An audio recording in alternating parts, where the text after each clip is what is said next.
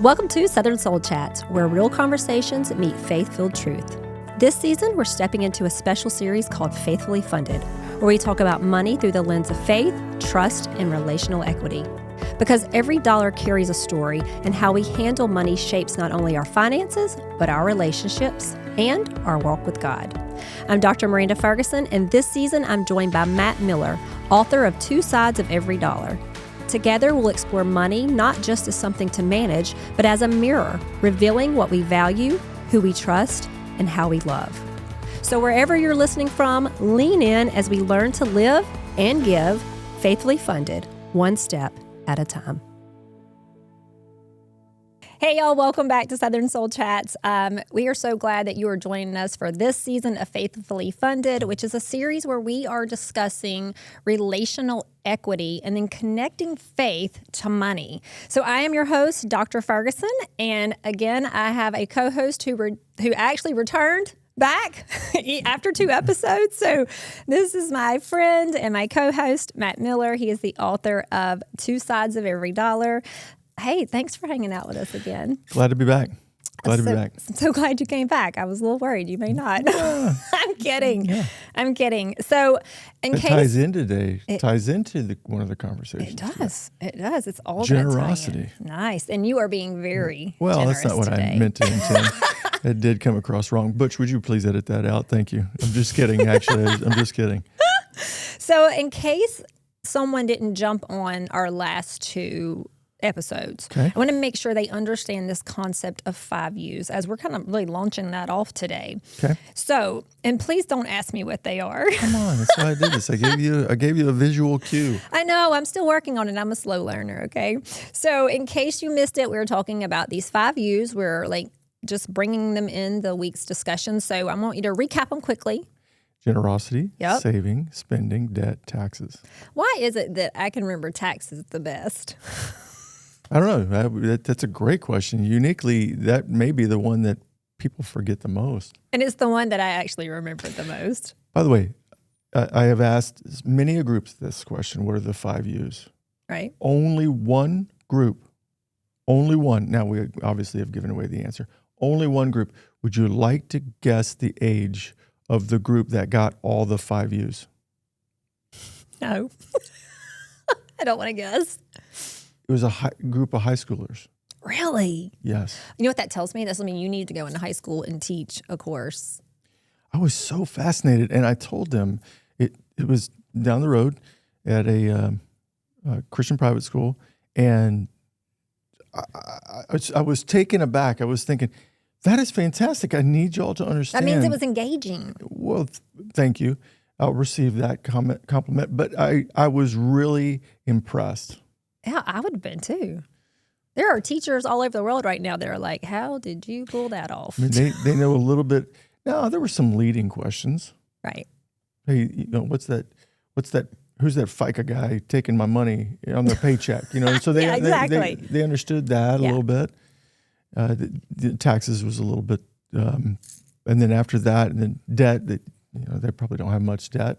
Yeah, but they got it. They grasped the concept. Anyway, I think it's great. I think what a great concept. I think kids should learn earlier more about what money really means, which is what we're talking about here. The whole idea of money also being very spiritual, mm-hmm, and that it's not just about budgets and bank accounts like most people really think when it comes to money, but it's about what's happening like in our hearts. May I interject real quick? Yeah. I would like to submit that I don't think money is spiritual. I think our relationship with God has aspects that we should respect money. Yeah. So maybe the concept of money could be more spiritual than just budgets and spreadsheets and flow charts and bills. I could keep going. Right. Yeah. And I don't mean to be toying around with semantics. Yeah, I think it's good. Yes. Today's conversation is specifically about cash and generosity. Mm-hmm. Okay. But the next episode is going to be about 2 more. And I want you to talk to us about why these topics and those topics are important and why you refer to them as siblings. Yes. So cash, generosity, saving, and investing. I can't ever do that without my pinky going out. So those 4, they are tied to a part of the 5 uses, okay? And they all deal with our income. And I like the visual of the income comes into the household. Right. And so the reason I refer to them, excuse me, as siblings is because when done well, I would use that word, they interact with each other. They can actually spur on, leverage, be purposed, bring life, bring fuel. They can bring a whole lot of things. And they can also, when not done or stewarded well, they can be troublesome. Your book, again, is called The Two Sides of Every Dollar. Mm-hmm. But you capture something very deep, even within the title itself and, of course, in the book. You say that every dollar is both transactional and transformational. So can you unpack that for us? Yes. I like the idea of when you think of a dollar or a coin, you have no choice as to which side does what action. Mm. You can't. There's a term and I can't think of it, but the dollar itself, you can't split it this way and say that this side with the president photo and then this side with the other does what. The entire dollar goes towards one of the 5 U's. Right. Generosity, saving, spending, debt, taxes. So I like to think of the fact that if that's the case, then this transactional and this transformational is the same. Mm. I can take care of a transaction, and when stewarded well, that transaction can also be transformational. That's good. So if you look at, we're talking about 2 very important topics today, and in the next episode, 2 very important topics that sometimes get a bad rap. Just jump into it. Cash. Oh, cash. So let's be honest. Did you just kind of like? Yeah, I was excited for a minute. That was my whole point. So, green is a lot of people's favorite color. Yeah. And if you don't believe that, watch either a child or even an adult get a card and open it, and there's like real money in it. Mm-hmm. It trumps every other gift. Every other gift, especially for kids. I've watched my kids. I have enough to have experience in this.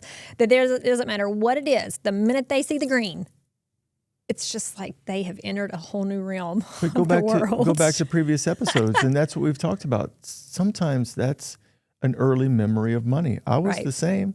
My grandmother, she didn't have the money. Right. And I knew that when I got a gift, it was going to have money in it. And as a child, immature, selfish, was still those in some ways. Right. As an adult.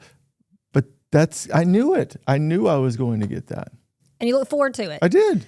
Okay, listen to this. When I was younger, my grandmother on my father's side, I would, in the summer, I would stay with her like one day a week. And I knew that on that one day of the week, I was going to get the chore of dusting and earn my $1.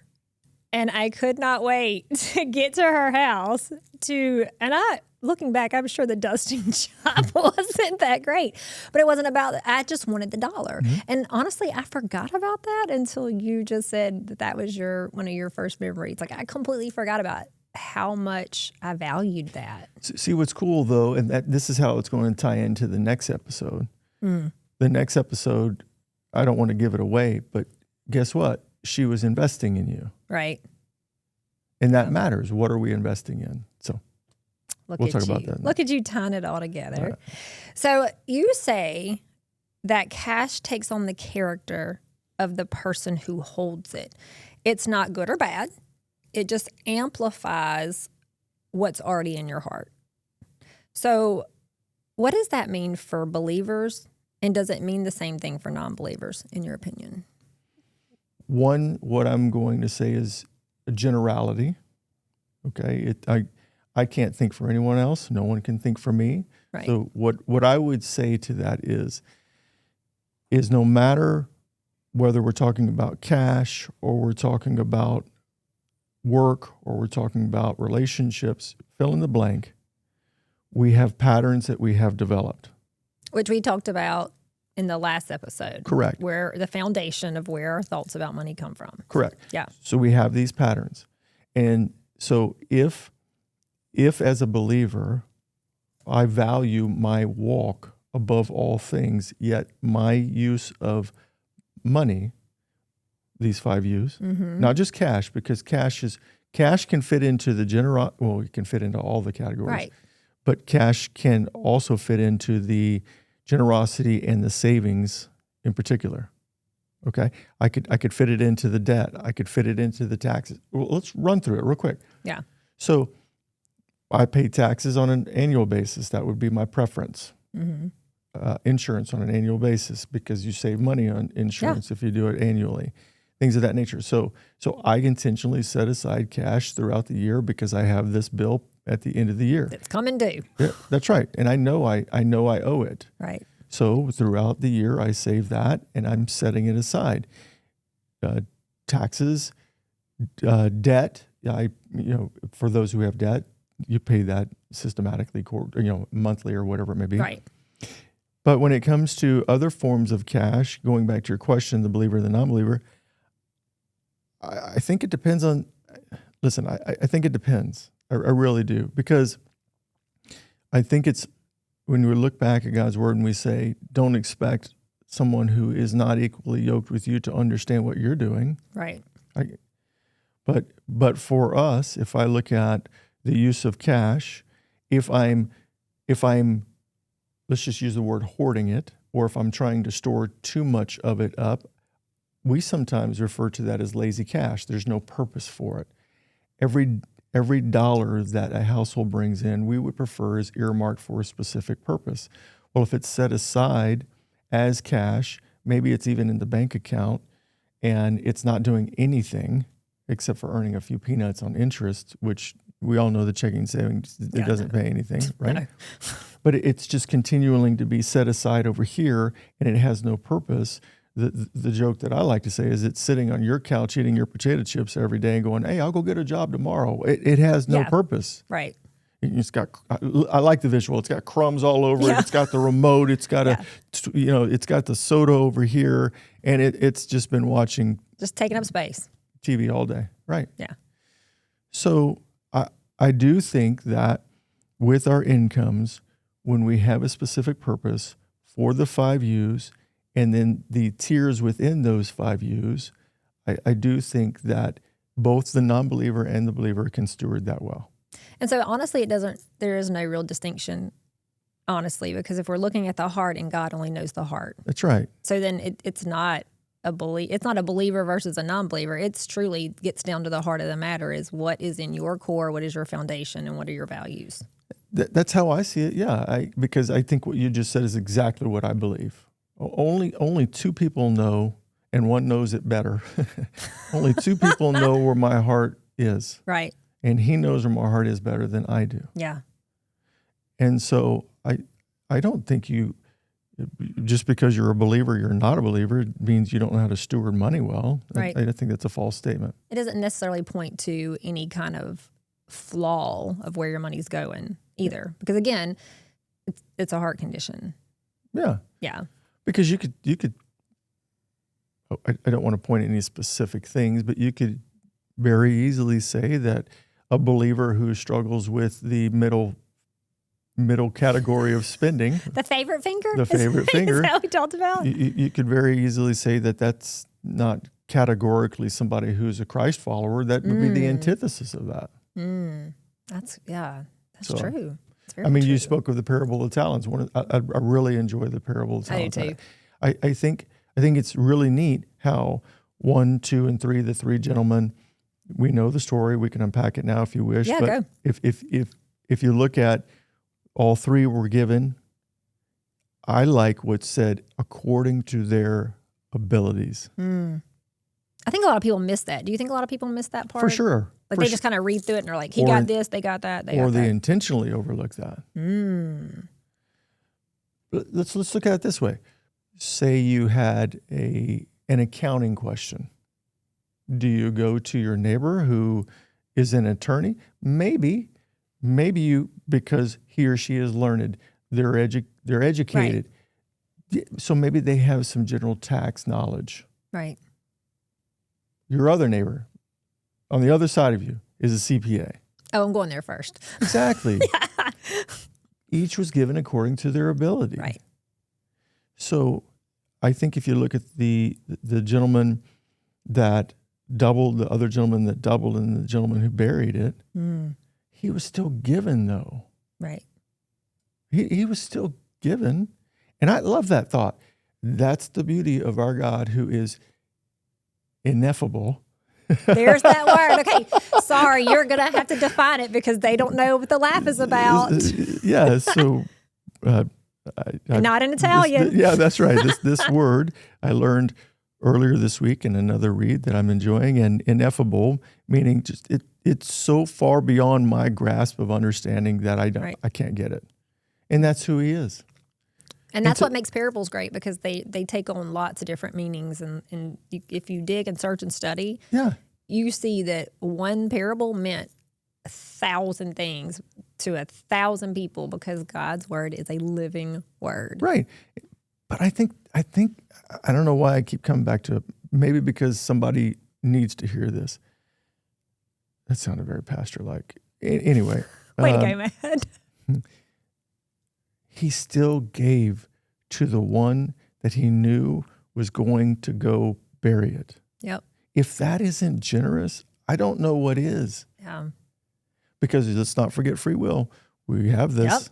Yep. Okay? Yep. So anyway, we know that one went and buried it, one doubled it, and the other doubled it as well. Right. And then I dig the fact that God, in this parable, said to the one who doubled it, great job. Yeah. Let's go celebrate. Yeah. To the other one that doubled it, great job. Let's go celebrate it. So let's come back to cash now. I like to think, and we've not talked about this, so I want to introduce a new thought. Okay? Yeah, I'm excited. Go ahead. New thought. So, in my opinion, I would like for everyone to think about their household is a small business. Okay. Now, some people don't like that thought because you're not trying to make profit, things of that nature. I get it. I get it. However, what I would submit is, if the household operates like a business, and instead of the business, or the for-profit business is trying to seek profit, there is a common practice in the business world known as the triple bottom line, which is what we use at our organization, that every household could also benefit from. So check this out. The revenue of the organization, the business, is the equivalent of the income coming into the household. Okay. So revenue, business, income, household. So the income comes in, it has its P&L, and our kids are in there at large degrees and spending all of our money. Tell me about it. And then at the end of the day, if the home has a triple bottom line, go back to the things that you and Jeremy value most. Right. Okay. Maybe there's 4, 3, or 2. Right. And so if there's a triple bottom line of the things that we value most, and making sure that we're living an abundant life, or whatever it may be, quality of life. If that's the triple bottom line of the household, and that's the net result of this small business, what's wrong with that? Well, then doesn't that mean that you are profiting? I know it's not monetarily. But see, that's the cool thing about it. Yes, because you are, and you're stewarding well, and you're communicating well. You're doing all the things that these best practices in the business world do, and you're bringing it into the home, and you're making it better. You're making it better. There are a lot of people who can't stand quarterly reviews or their annual reviews, first and foremost, because a lot of managers and leaders don't know how to do them well. Okay? I'm going to run with this one. We've also spoken of the only time money is talked into the church is sometimes, not always, is when there's a big capital building campaign. Right. Well, that's just as uncomfortable as doing only an annual review. Yeah. You never meet with your direct report, and now all of a sudden, oh, great, we're going to go to lunch, we're going to do an annual review. We don't even have a relationship. Yeah. And now you're going to tell me what you think is good or bad about me. You're going to give me constructive feedback, which is also a skill set. Right. Right? Yeah.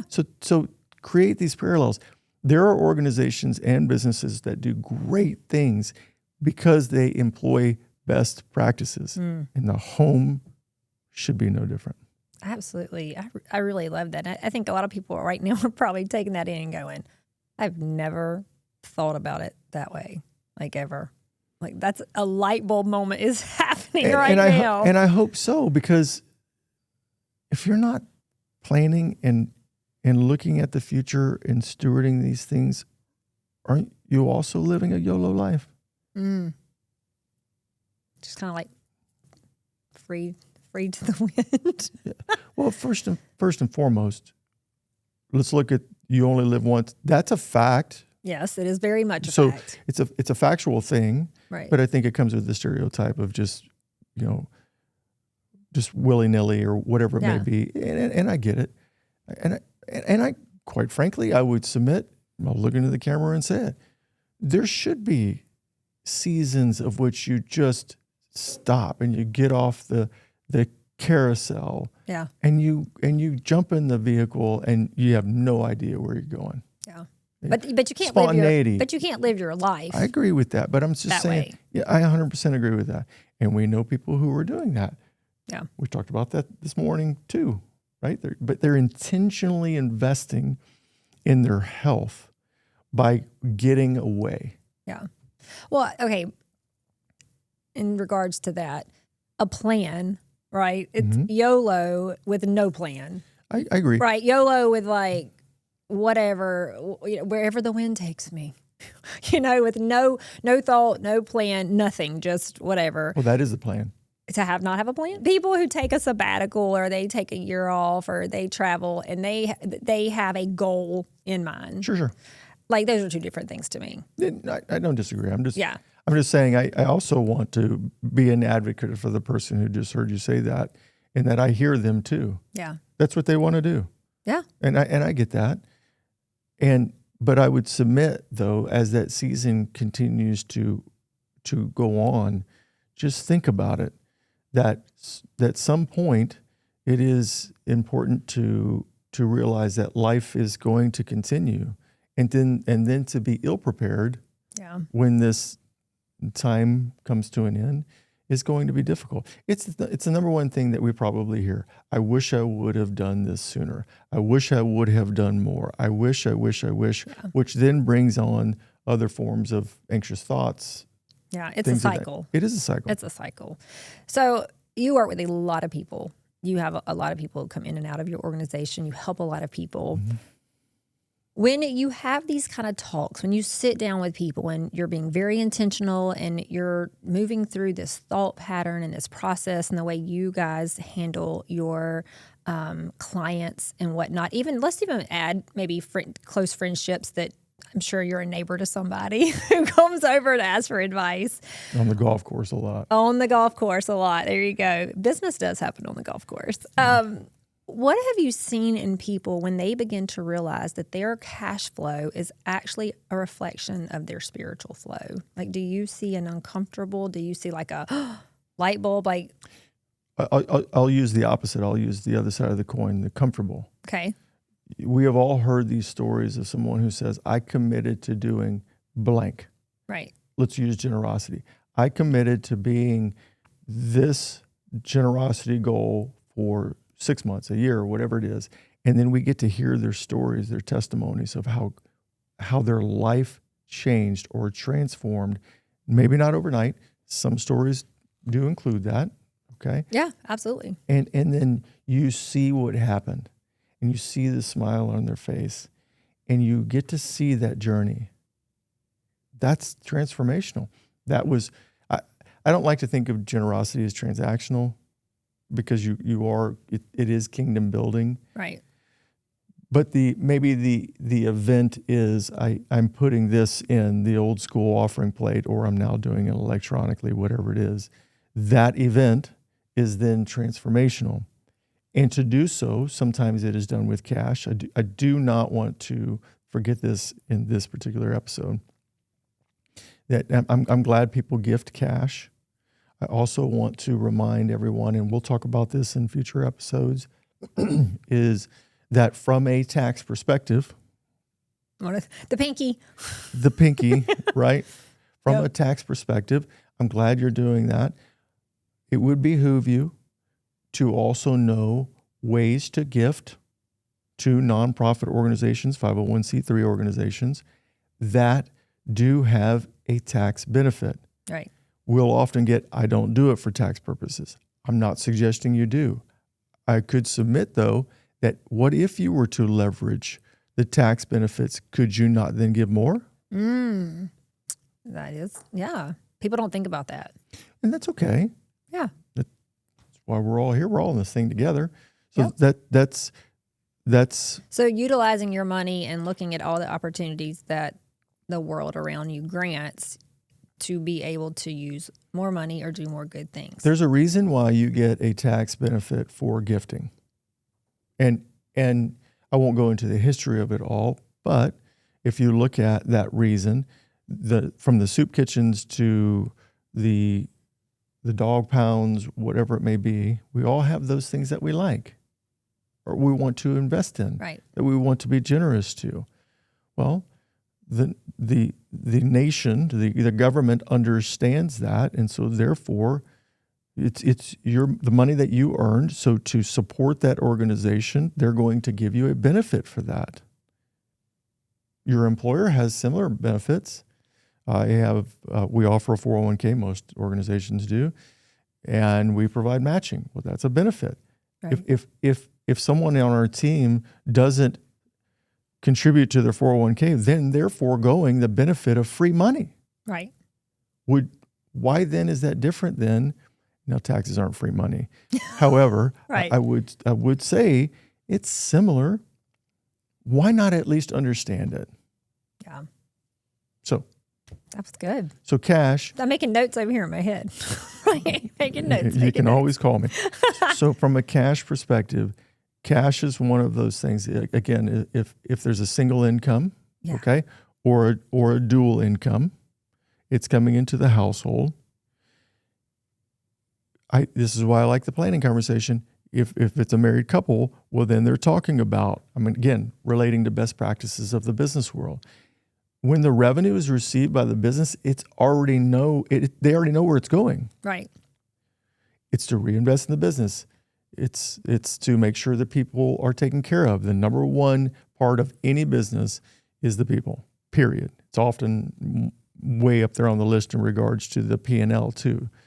So why not operate the same? I think a lot of it's because people just don't think about it that way. But so the income comes in, the cash is understood.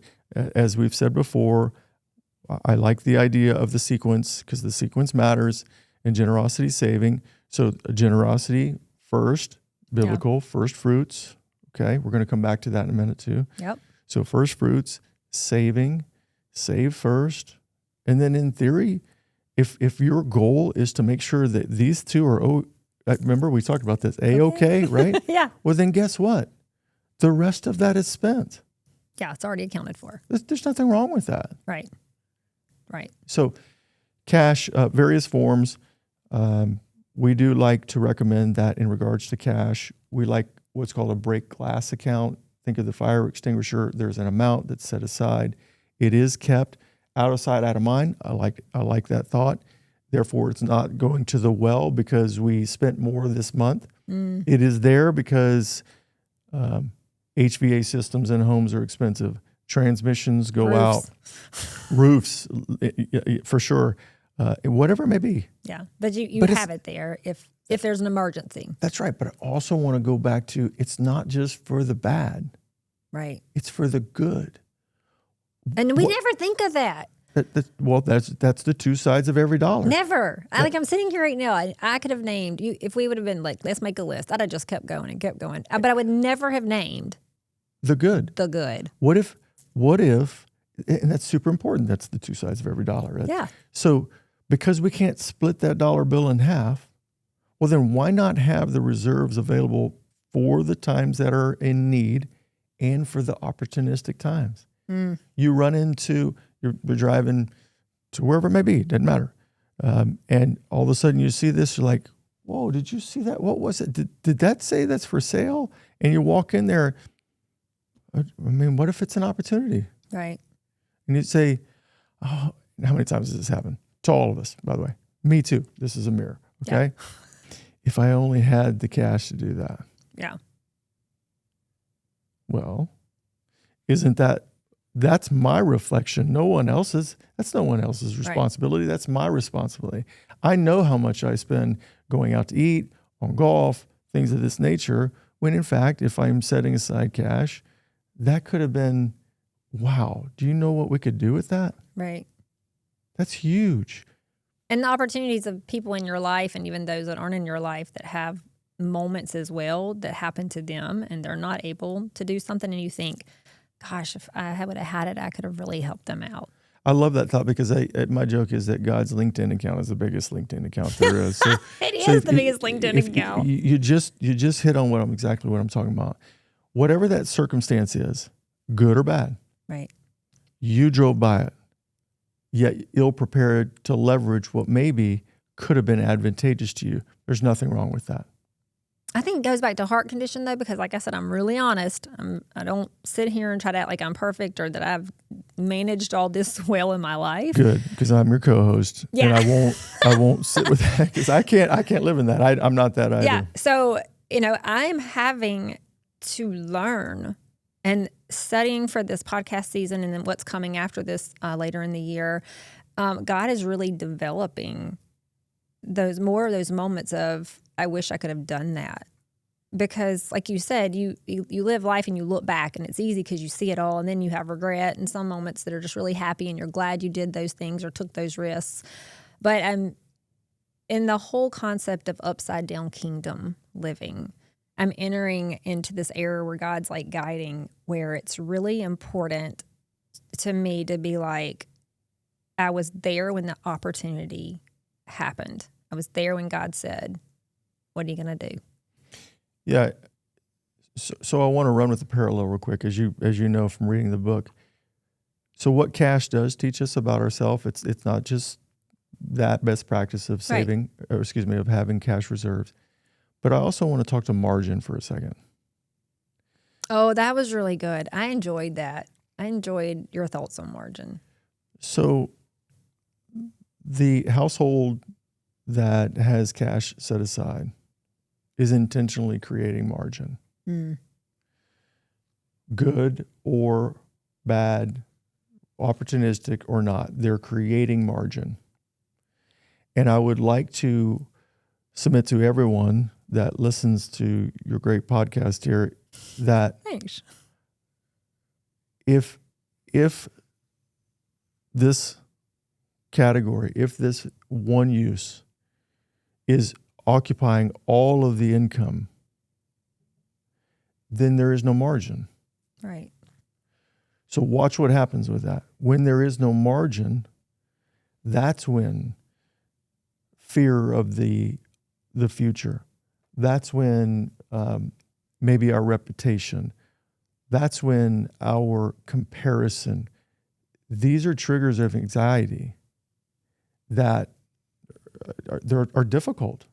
And if we're fair with ourselves and our friends, we've all been face to face with these conversations. Yeah. We know we live in a society that's all about comparison. We've talked about our closets this morning, for goodness sake. We did. I mean, okay. But we weren't comparing, but no. But we're not comparing against each other, but in a way we are making sure that we're dressed well. Yeah. Okay. So hopefully everyone's listening. This Matthew 6:33 is real to us too, right? Yeah. So what I would like to submit is that margin exists in all facets of our life. The sleep that we're getting, our health, our spiritual walk. How are we building margin in? Because just like the cash reserves, if they do not exist, you will go into debt. Right. And that stinks, of which we've all understood what that means too.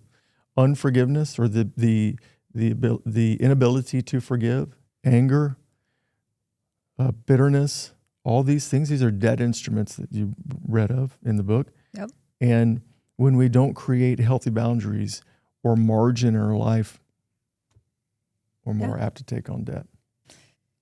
So if I want to be out of debt, right? Like I don't want to have debt, then how do I use cash intentionally and not emotionally? So Dr. Phil would probably answer that differently than me. Well, he's not here today. but I do like one of his sayings is, how's that working for you? And one, I would go, it starts with what's the bigger picture? What's the plan? Right. Okay. So if there is a debt that exists or multiple debt that exists, you hear the thought of good debt or bad debt being credit card debt or things of that nature, which is basically an extension of one's income. Right. Good debt is often referred to as a mortgage, depending upon who you're speaking to. So if you would like to leverage income to then eliminate debt, a good practice to start with is what's the amount that's owed? What are the interest rates associated with these various debts? And if there is a smaller debt with a high interest rate, it would behoove you to pay that off first and then to fold that amount into another debt. And that is a common way to eliminate debt that I think works well. Okay, here's a side note, interesting thought. There were several books I read, and then I dug a little deeper. Now, I'm going to be really honest. I didn't do great in accounting class in college. First off, it was 8 o'clock in the morning. Who wants to have an accounting class at 8 o'clock in the morning? Not me. I can name you my accounting professor at Texas A&M. And that's what she did to me. I was like, oh man, I'm gonna struggle here. No, I cannot, because I skipped a lot of classes, and in the last minute of my life in the semester, I found somebody to help me so that I would at least just pass with a C. I thought when I took accounting that it was going to be how to balance a checkbook, and I already knew how to do that. Yes, there were things called checkbooks. It turns out it wasn't. There was a lot more to accounting than that. It turn out that it wasn't. Yeah. It wasn't, man. But here's what was interesting to me. The thought of money, right? So in my mind, cash money is valuable. It's a valuable asset, right? Mm-hmm. I think that's fair to say that. I don't think that's only your mind. Right, but we're just talking about me. Oh, my apologies. We're just talking about me, because wait, this is where it's going for me. It's just say Miranda's Southern Soul. No. So in the reading I was doing, it was talking about money and how it does not have an intrinsic value. And money only has value. This is kind of, I'm going to sum it up. Money only has value because the individuals who use it agree on what it's worth. And that blew my mind. Yeah, I think the way I wrote that is it's worth what somebody's willing to use it as, or what they're willing to buy it for. Because right. So your view of money and its worth is maybe similar to mine, but completely different than our neighbors. Right. But to think about the cash itself, like if I literally had a $5 bill in my hand, right? $10 bill. I know because, I run a small business in my home and a nonprofit. I know what the value of that is. I know what $5 can purchase. I know what $10 can purchase. You can go up and up and up and up. So when I look at cash or think about cash, I think about its value. But to have this thought about what I'm holding really has no value at all. Like that $5 bill, it's not backed by gold. It's not value. There's no value of that right there. But if I go to purchase something or I need something, that's when it becomes valuable. And I've just never thought of it that way. If I had cash in the hand, there's the value right there, $100. Yeah. Money does not have the authority to create divorce. Yeah, we did. Yeah, that's really good. Right? It's a good reminder. And so money itself, you're right. It's not the actual $5 bill. Yeah. It's what the $5 bill does for me. Yes. Which again, and some may disagree with this, but the whiffum factor is important. The what's in it for me, I think is important. Because Because if what I value most is what I'm striving to accomplish, then I need to make sure that I'm staying on track for that. Right. And what's in it for me as a Christ follower is I'm stewarding well what was given. Looking at it now, and this is me again, as, okay, there's that in my hand. Mm-hmm. It's a tool, not a trophy. Mm-hmm. Right. Whoop-de-doo. I used to $1,000 in my hand. It'd just be like, oh, $1,000 in my hand. What can I do? You know? Yeah, still a lot of money. Yeah. But now looking at it as a tool of, like what you were saying, even, using things for tax purposes or whatever. How can I take that, thinking of the talents and the different things, and do more? Not to get more, not to have a bigger trophy, but to do more. So I like running with the tool and resource, metaphorically speaking, okay? Yeah. So from a tool perspective, I visualize the toolbox and I have a wrench and I have a hammer in it. Mm. Now I can tell you there are countless number of times that I've used a wrench as a hammer, specifically on the lawnmower when it didn't work, okay? Somehow you give it a couple good whacks and all of a sudden fires up. Boom. Like, see, I told you. And in a way you can use a hammer as a wrench. You can leverage things. But if you look at them visually, they're two different tools. And they're made for two different purposes. They're made for two different purposes. Yes. So I go back to this right here. That's what this is. Right. So in my toolbox, I have these 5 uses of the income that I'm earning. And so if I have my income coming in and I have my P&L, going out, right, and I understand my triple bottom line, and then I circle back and say, are you living the way that you would prefer to live? Is the use of your income, the cash, the saving, the spending, all this, is it aligned with what you value most?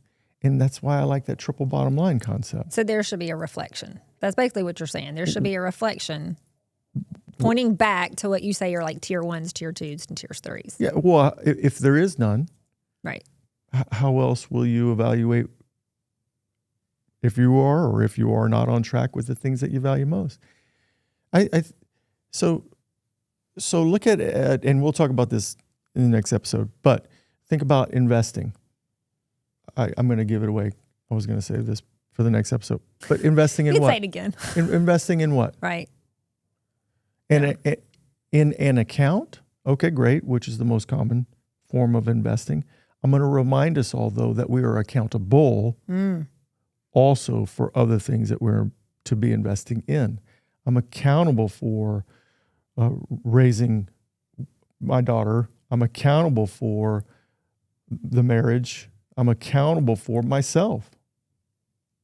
So how am I investing in these things? It's not just money, to your point. Yeah.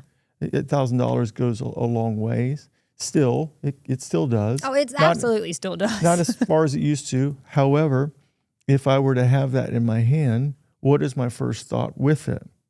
I think that goes back to where's the heart lie? Well, 20-year-old Miranda, let's be fair, 20 I'll get in line. Go ahead. 30, 32-year-old. If I would have had $1,000, I'd have been going straight to the purse store and the shoe store.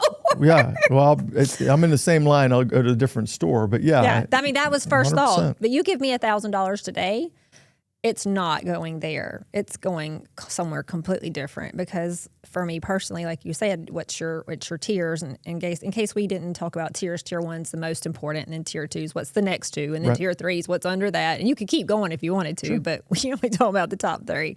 But my tiers have changed. Literally, and my tiers have changed because God has changed my heart. Mm-hmm.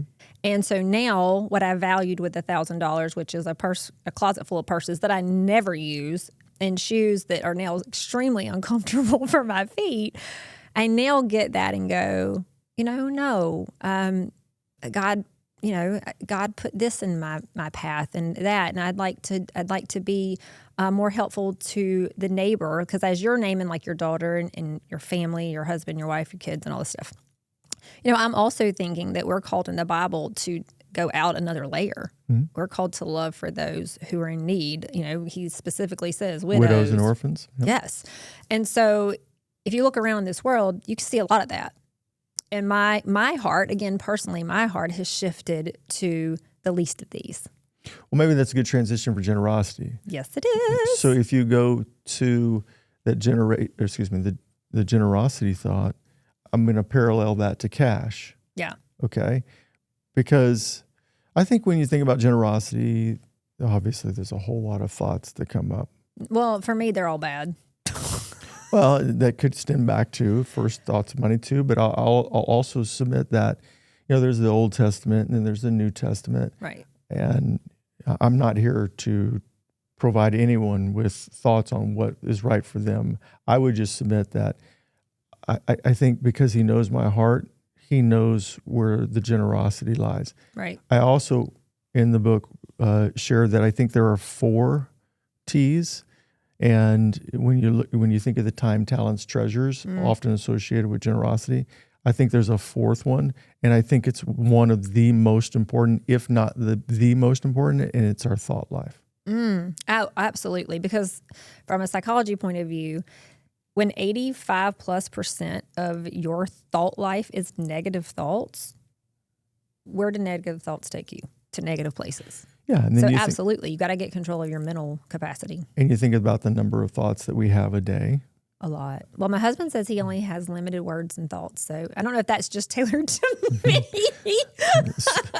That's also called subjective listening too, or selective listening. Right.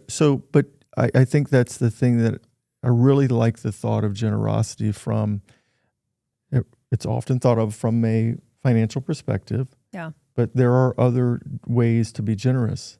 A kind word to someone who looks to be having a difficult day, you could be investing in them in ways that you will never understand until maybe one day, until one day, whether we're alive here or on the other side. Yep. That could have literally been the day that they were going to make a very poor decision. And I love the thought of treasures in heaven. For a really long time, I really read a lot of the Bible in very literal. When you're younger, it's really little, like sheep and goats. To youth merely means sheep and goats. But as you develop, it's treasures to me. I used to think from my freshman class in Revelation that I took with Dr. Cecil Taylor. I remember that name. That, the streets of gold. And he's like, it's a metaphor, people. And he just busted my bubble right there in that day. Because I'm like, a metaphor? He's like, yes, that's a metaphor. And let's get into it. And so the thought of the other side and treasures, it's not always this literal cash money mindset we have here. And treasures could be that person who walks up to you and says, because of you, I'm here. I didn't do this. Yeah. That one thing changed my whole trajectory. That is a treasure. Yeah, it's a beautiful thought, by the way. I'll go back to a joke that I heard similar to the streets of gold. The gentleman gets to the pearly gates and he's got bags of gold and he's met there and is asked, why did you bring pavement? What do we need with what do we need that for? What do we need with this? We walk on this here. Showing how much there's no value. How irrelevant it is. That's right.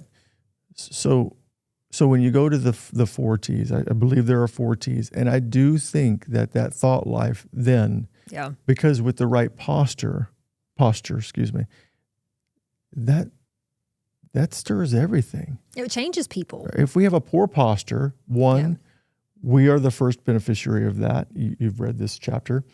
There are various forms of wealth, various forms of debt, and the beneficiaries exist. So I'm the first beneficiary of the wealth, and then there are others. Right. And then debt is the same. So if I have a poor posture, I'm the beneficiary of that poor posture that day. And then all of the ripples that go out from that are the other beneficiaries.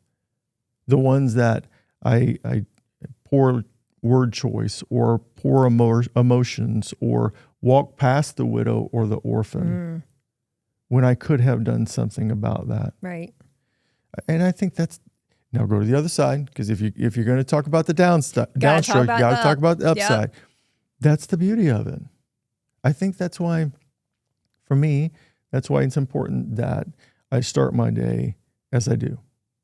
And I'm not trying to boast about what I do in the mornings, but if I miss spending time in God's Word, He knows my heart. So that is similar to me missing my coffee. Right. There's going to be a side effect of that. Yeah, I'll say it for you. If I miss quiet time, I am not a quiet person on the inside. And a lot of times it comes out. Sure. Okay, not a lot of times. It always comes out on the outside. Like I have to do that. And do I miss sometimes? Yes. Sometimes my kids are sick. Sometimes I'm traveling. Sometimes, just sometimes.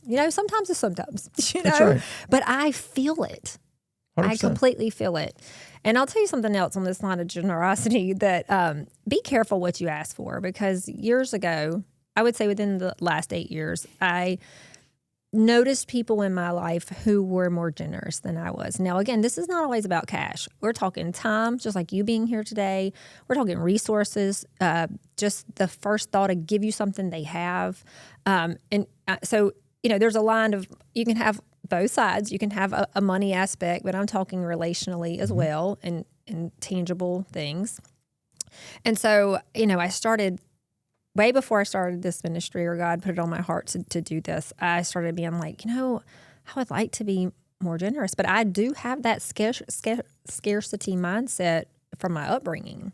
It's very much there. I have to fight it all the time. Even as I develop, I still have to fight it. And so when I say be careful what you ask for, is that the minute that I really wanted to see, what does that look like more? Why is that not really ingrained in me at that level? God started bringing people in my life, just left and right, who were so generous and so good. And maybe it wasn't always directly to me. I would see something else or somebody else. And then that just made it even more interesting and even more compelling to me. And then I would be like, oh my gosh. And I was thinking about this morning as I was getting ready, was just how thankful I am for all the people who didn't even or won't even know, maybe to the other side, how their little acts of kindness and generosity really help me to want to be more Christ-like in that way. And I did get the opportunity recently in a conversation with someone who's been very impactful in my life in the last couple of years, to tell them thank you, to say thank you for displaying generosity. And they looked at me and went, what are you talking about? Like, they didn't even know. And then I was like, oh, seriously, now you gave me something new to work towards, because you don't even know. You're just naturally flowing generous. Like, you don't even think about it. Like, I have to think about it. I have to really lean into it. That's just part of the process of me learning and growing in Christ. And I said, I wish I could be just off the fly more like you. And I am really working on it. But thank you for that example. And the very next thing they said to me is, that's so odd, because I see you generous in a different way. You open your home. You invite us all in. We have community with you. Before you came here, we never had that. And she's like, in my idea, that's pretty generous.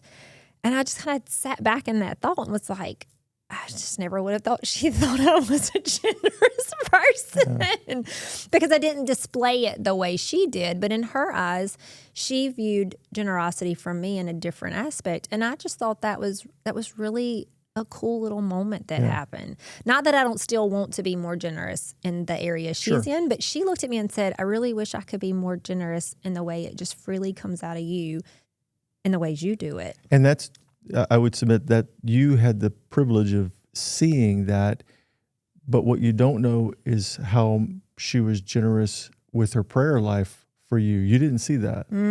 That's so good. There are other things that people in our lives do. I mean, look, it is what it is. How often do we say, hey, I'll be praying for you? And then we just go and we kind of forget. Hopefully we come back and we throw an arrow prayer up and say, hey, right. I want to pray for so-and-so. I have been really more intentional. It's funny you say that because that's nowhere in our notes. But I have been more intentional in the last year of catching myself saying it and then going, nope. We're doing it now. We're going to pray right now. Right now. Yeah. I don't care if we're standing in the middle of a Walmart in Kerrville or if we're in the front yard or if I'm on the telephone. Why would I pass up? Why would I pass up on the opportunity to pray for you right now? Because I know what's going to happen in my life. I'm going to have very good intentions. I am going to mean that. I'm going to want to do it, but I'm going to walk from you to my car, to my house, to my kids, to my husband, to a podcast, and it's going to just get pushed back. Mm-hmm. It's just the generosity of me stopping my time and saying, you know what, this is worthy and important right now to lock arms with you and give you my time. And I know we're talking about another podcast right now, but you're also investing in that person. Yeah. Well, they're siblings. You said they're siblings. They're going to bleed over into each other. They truly, truly are. And that's why I love the thought of, that's why I feel very fortunate that this is what I get the privilege of doing for a living. Yeah. Because there are so many parallels, and hence the reason that I wrote the book the way I did. It can teach us so much about ourselves. We talked about the margin in cash. Let's talk about the generosity. We talked about the person that you referenced right there. Generosity comes in various forms, and he knows the desires of our heart too. I want to come back to that for just a second. If you think about how generous God was in his son, the number one act, the goat of all time of generosities. I love that, yeah. Okay. Well, what a privilege it is to understand what that means as ineffable. I'm going to use it 9 times. And you're going to probably use it all weekend long. I'm going to use it, yes. I'm going to use it in That's French the word. and Spanish. It's the word until the next episode. Okay, all right, fine. Wait, you cannot use it in French and Spanish or Italian. No, it's not allowed on this podcast. Okay. I can barely say it in English, but I just think that's so fascinating. Just, you will never, I will never, no one you know will ever be able to truly quantify or qualify the value of their life, period. It's impossible. Yep. It's powerful. Only one does. Yep. And what I dig about the whole, come back to the parable of the talents. I'm going to talk about my life, I statement. To say that I haven't been the 1, the 2, and the 5 guy is a false statement. I have been the 1 guy numerous times. Buried the gift. Oh, me too. I have buried it. But I would come back to, he continues to be generous with that. Like he gives because another that's opportunity, how you learn. Another chance. That's right. Yeah. And if you think about it, because I've been all of them, when I have been the person who buried these gifts from me, whatever the reason was, right? I looked at the person who took 2 and doubled that and made 4, and then that's when sometimes that comparison now, well, I want to be that, or hey, I wish I could have doubled that. Well, then use that opportunity to learn how to grow and develop skill sets and things of that nature, because again, each was given to according to their ability. Yeah. When you think about, we talked about this in one of the previous episodes, and I don't necessarily want to get into the specifics of it, but for me to decide what's okay for someone in regards to their income to make, that's not for me to place any judgment on that. It's thoughts of judgment like that create anxiety. All right. Because somewhere in our upbringing, we experienced that. We were raised by earthly parents that are incapable of mirroring the greatness of God. Right. So if you look at someone who makes a lot of money and say is a conversation 50, 75% of their income goes to being generous, if you owned a cattle on 1,000 hills, would you not give that person more opportunity? Yeah. 100% I would.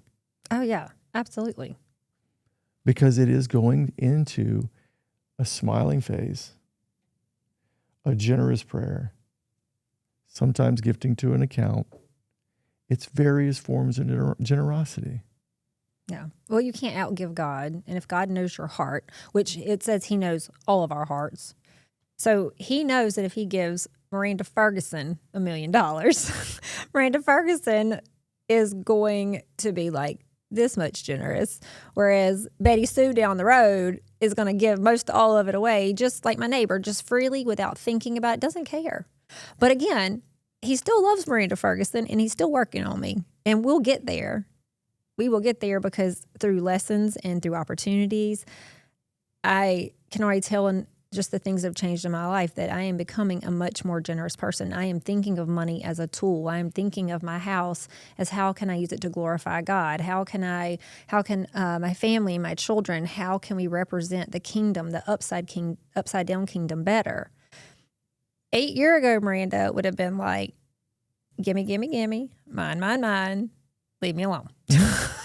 and oh, here, Lord, here's your tithe. Right. Thank you for playing.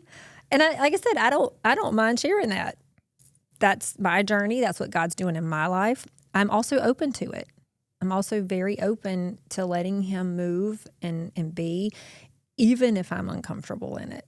And a lot of times I'm very uncomfortable with it. Well, I don't know the statistics, but I gather that is the majority. Oh, thank God. I don't know the statistics, but that's got to be the majority. Otherwise, we wouldn't have churches closing their doors. We wouldn't have nonprofit organizations closing their doors. So there's something that you say in the book that's just really powerful, and there are other writers who elaborate in different contexts with it, but it's so very important. You say, if it can't be given, who owns who? Yeah.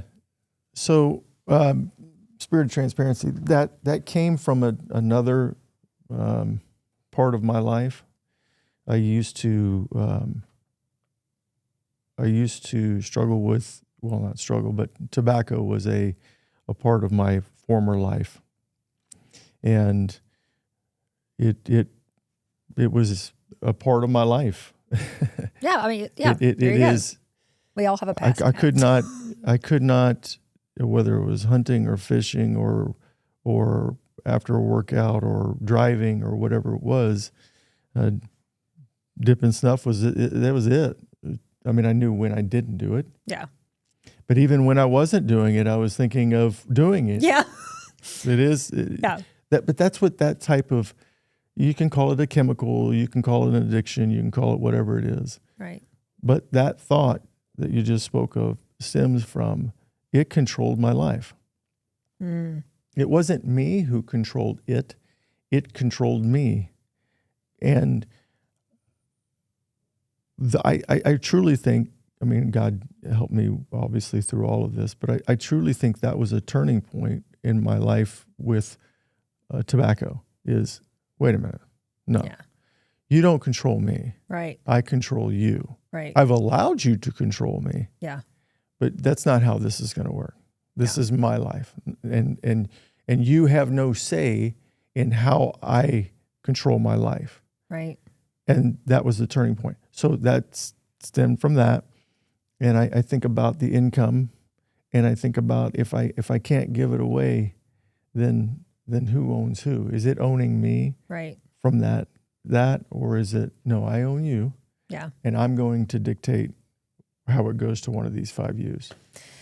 Yeah, that's really good. It made me reading that made me think about Paul and what he meant in 2 Corinthians 9, 6-8, that when we give freely, God provides what we need to keep going. And that's not, again, just in finances. It's buried in our heart. Mm-hmm. When we use our resources, all of our resources mm-hmm. for the kingdom of God, he keeps them coming and flowing, and they come from crazy directions. And from, again, it's not just money. We're looking at both mm-hmm. sides here, and it made me think. This morning, I read over this one more time, and I was thinking about it, and I automatically thought about the widow and her son, who only had the little bit for a last meal. Oh yeah, the oil, the olive. Mm-hmm. Yeah. So if I look at this, the prophet comes and he is told to find this woman and ask her to bake bread mm-hmm. and whatnot. And she's like, "Time out, Captain. You don't see what you don't know is like my son and I, we're preparing to die. So this is our last meal. We're going to go back to the house. We're going to eat it up. And then that's it for us. Thank you. And the prophet's like, that's cute. That's good. Let's go do what God said. Right. And so, and again, this is the Miranda Ferguson version of the Bible, right? Who can't even remember the prophet at the moment. New translation. Yes, there we go. I'm still working on that as well. But that one meal, the oil that she needed, he tells her, go get, here's jars. Gather as many jars as you possibly can. Gather as many jars. You go to all your friends, knock on their doors. They're going to think you're a nut job, but do it anyway. And then this oil never stops. Was it because the prophet had this great power? No. It's because they followed and obeyed what God asked. And God did what he does best, which is open the floodgates of heaven and poured out oil that lasted all the way until no more jars. So what this person over here thought was their last meal, God said, no. Yeah. This is something. I have a plan. I have a purpose. And, just thinking about that when I think that when I give any of my resources, oh no, the anxiety, the scarcity, oh no, I won't have any more. But we serve a God who says, I own the cattle on the hill. Like all I gotta do is go out there.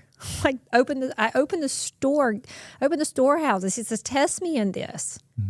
Test me. Let me show you what I can do. And I had a moment this morning of just really realizing that, generosity is not God taking from us. Okay. It's him freeing us from being owned by the stuff that we have, and then allowing us to use that same stuff to be a blessing to other people. Yeah, and I think goes back to you can't serve two masters. Amen. Which you cannot. Which, again, this is a podcast that allows and permits transparency and genuineness and authenticity. Absolutely. And it's okay to say that I have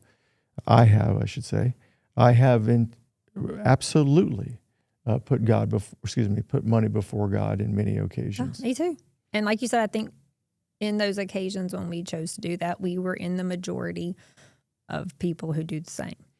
But I still love the fact, and it just came back to me again, he didn't shut the income off. Nope. He didn't, poor Job, right? That was tough. But even look at what happened. Yeah. It still ended up being a fantastic life for Job. Yeah.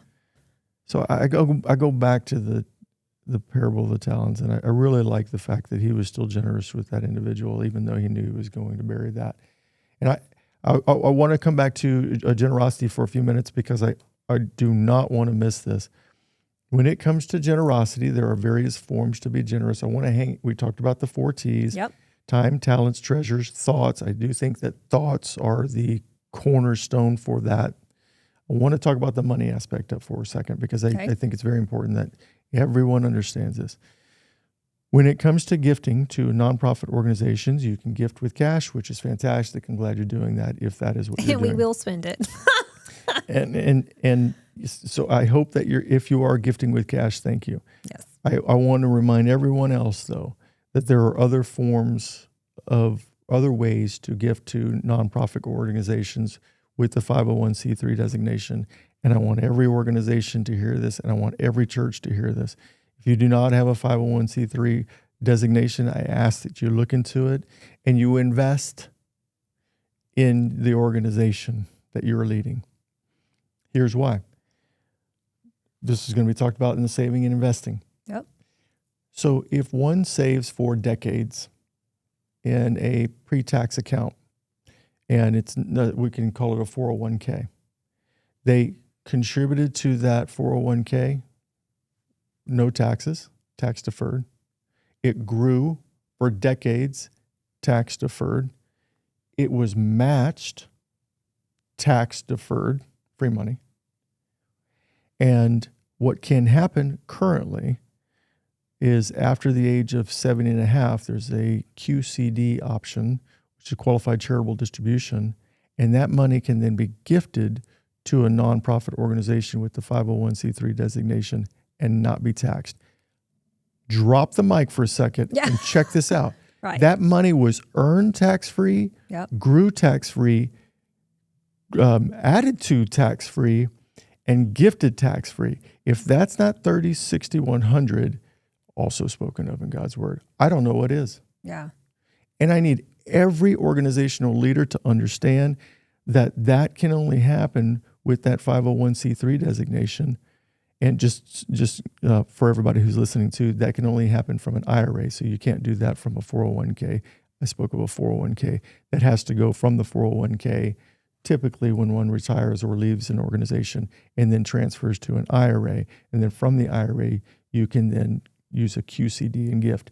Now, I go back to, think about that for a second.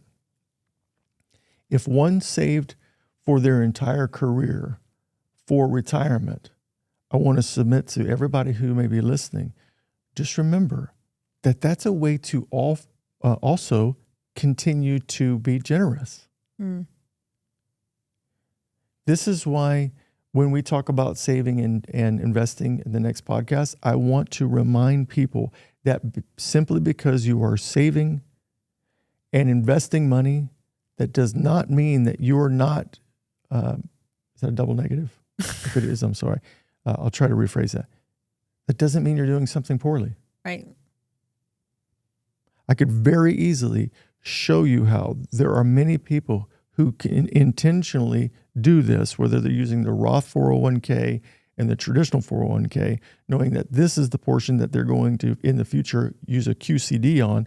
That money was never taxed, whereas I paid the taxes on this portion now, and so when I retire, I'm not going to be taxed. If that isn't great planning, sorry. Right. I don't know what to tell you. Well, thank you for those tips. Now, when we're done, I'm going to have you educate me on all those things even more. Yeah, and just... I said, did you hear me say I did not do well in accounting class? Yeah, that's why I'm not an accountant. and then there are other ways to do it too. Right. You can gift with, whether it's stocks, whatever it may be, appreciated assets, you can gift in a similar way. And again, I go back to the tax conversation. Right. If you're gifting appreciated assets, that then helps the pinky finger side of things. That's why it's all on one hand, Matt. It all comes together. Yes. We need all the fingers. We need all the fingers, yes. I love that. So, generosity does not empty us. It expands us in all kinds of ways. And that's a perfect tie to what we're going to be doing next week, which we've been dropping little hints here and there, which is talking about investing and saving. And they're going to bleed over into this episode, like this episode bled into that one. But that's how siblings and families work. They work together. And communicate, hopefully, yes. Yes. So, Matt, as we close, we've talked about cash as a tool. We've talked about generosity as transformation. So what is one takeaway? We love to leave people with something. Mm-hmm. And we've given them a lot today. But what is one takeaway that you want people to remember when it comes to handling money in a way that honors the kingdom of God? I really like the thought of where your heart is. Because if we all pause for a second and maybe even ask that question, where's my heart today? And whether it's where we start our day, where we end our day, during the middle of the day, every hour of the day, I think these two topics can help us see ways that we can quantify where our heart is. Mm. So there's the qualitative side of life, which is hard to measure. There's a quantitative side of life, which is easier to measure. It's easier to measure pounds on a scale, dollars saved, 10% given, whatever it is. That's easier to do. But I think of these two things can help me see if I'm in alignment with what I value most. I was thinking about 1 Timothy 6:17-19, which says, command them to do good, to be rich in good deeds, and to lay up treasure for themselves as a firm foundation for the coming age. Mm-hmm. Cash, generosity, those things we're talking about this week, they're a vehicle. That money is not, that money, that time, those relationships, all these things we're talking about, it does go forward in more ways than you can imagine when you deal with God's kingdom. And that has been something that's really weighed on me in the last few weeks. And again, I'm realizing God is not against money and wealth or having it. He's against the wealth that owns us, what's controlling us, the idols, the need, using it in the wrong manner. That's why God's kingdom is called the upside down kingdom. Mm-hmm. It is the true opposite of everything you see in this worldly sense, the true opposite. And I've really been hanging my hat on that as I've been going through the days and the weeks and the months. I've realized through all this that every decision, every financial decision is a spiritual one. It is. Mm-hmm. And I've never really thought about it that way. And so that's been very impactful for me. And then because I'm a great teacher, I'm giving homework, Matt. I believe in extra credit. We give extra credit exercises because I was not one that liked homework. We give extra credit exercises. Okay, well then we'll reframe it. Hey, Matt, guess what? I'm going to give extra credit. Fantastic. Don't you love that? Yes. Okay, what is it? Here it is. So if you have a piece of paper and a pen, get it out. Here are some questions that I think you should ponder on until the next time we meet again. Okay. Here we go. What story is my money telling? Number 1. Number 2. Is that story a story of trust or control? And then last but not least, am I investing in the temporary or the eternal? And don't worry, I'm doing this homework too. These are questions. I ask these questions because these are the questions I'm asking myself week after week after week. Mm-hmm. Every podcast that you and I record, I'm asking myself. Every time I read something, every time I study, this is what I'm asking myself. So it's only fair to give it to everybody else. Can I say something about that last question? I actually literally read this morning. If we weren't pressed for time, I would look for it. But if I recall this morning, what I learned is the eternal doesn't mean in heaven. It's now. It's also present now. Heaven on earth. That's right. Yes. And I wish I could say it better than I am right now. But that was something that I had to reread that a couple times this morning. Yeah. And I think that's the beauty of that abundance mentality. It is a way for us to provide for others, but it is also, he is going to, let's not forget, back, press down, and running over. Love it. Love it.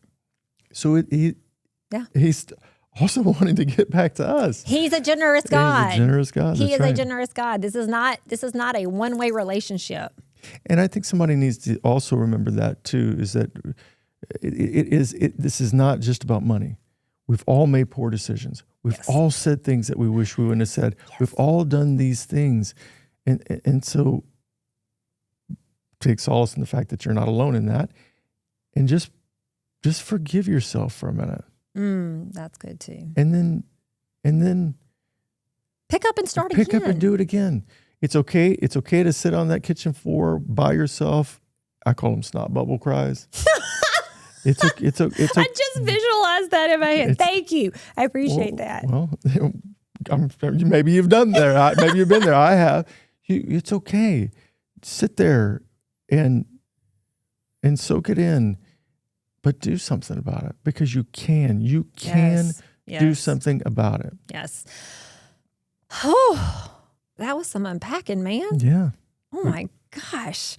Okay, guys, do your homework. Number 1. That's going to be it for us, Matt. Okay. Thank you for this amazing conversation today. Friends, thank you so much for coming along with us on this journey and talking about relational equity. I truly believe that, this is going to change somebody's life. They're going to hear something and God's going to take it and just, he has with me. I was going to say, he's changed my life. He has with me. Yeah. He has with me. So, you know what? I'm excited because next week we're bringing the family back together. That's right. We're meeting the siblings. Yep. Thanksgiving or Christmas, whichever one we want. Yeah. We bring all the siblings together. That's right. We're bringing the crew together and we're going to just sort it out, just like a good old family reunion. I can't wait. All right, guys. So until this family gets back together, meaning Matt and I as well, we hope you have a great week. Keep stepping forward and hey, we'll see you later. Bye, y'all.